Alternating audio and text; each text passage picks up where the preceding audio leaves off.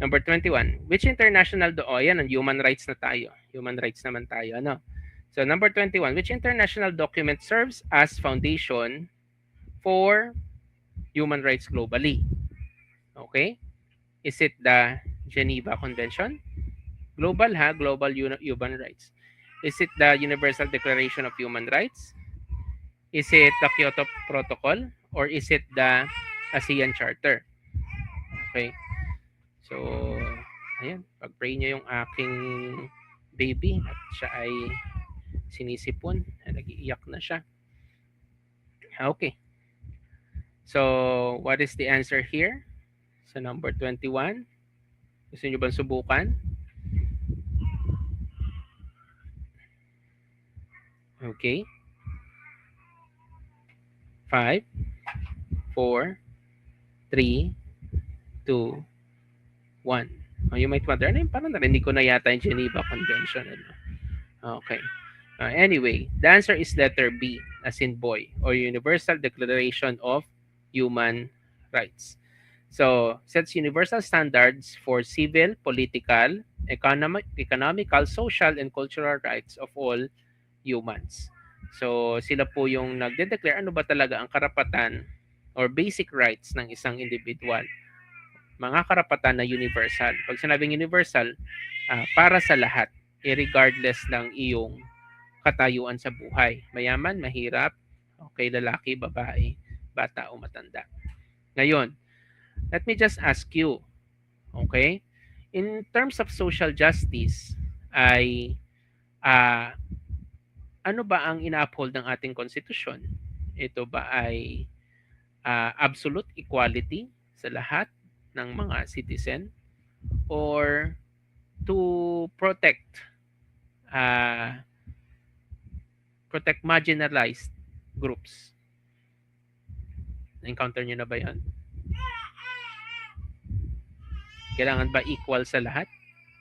Yes, meron tayong mga universal rights, karapatan ng lahat. Okay? Pero absolute equality ba para sa lahat ang target ng ating konstitusyon in terms ng social justice? So probably ay ngayon nyo lang na-encounter yon. Okay, the answer is our government makes sure that it protects the disadvantaged.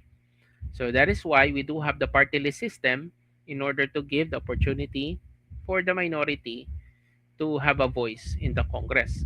Another is we do allow the legalization of some Magna Carta. Pag sinabi nating Magna Carta, na-encounter nyo na ba yung salitang Magna Carta? Ang tama po si Miss Leia. Imposible maging equal sa lahat. Pero may mga batas talaga na universal. Ibig sabihin, equal sa lahat. Halimbawa, lahat tayo ay may freedom of expression. Lahat tayo may freedom of liberty of abode. Lahat tayo ay may right of privacy. Regardless kung anong katayuan mo sa buhay. Lahat tayo merong right to due process of the law. Pero may mga certain Magna Carta na tinatawag. Ano po ba ibig sabihin ng Magna Carta? Ito po ay mga rights and privileges that are given to certain peoples who are members of a marginalized sector. Ano po yung marginalized sector? Mga disadvantaged. Halimbawa, senior citizen, mga kabataan, ano po, mga minors, mga kababaihan. So alam natin in a certain degree, ang mga individual na ito ay mayroong disadvantage sa ating lipunan. Pwedeng dahil mahina sila, pwedeng dahil kulang ang kanilang kaalaman, katulad ng IPRA para sa indigenous groups. Meron silang Magna Carta. Meron silang 6 na Magna Carta. Ito ay mga additional rights ng mga tao na yon para masiguradong patas ang laban nila kumpara dun sa mga tao na ibol. Ano po? Opo. So Magna Carta. So pag sinabi natin Magna Carta, okay, these are rights and liberties given to a specific group. Okay, ano ba? Magna Carta for teachers or Magna Carta for women.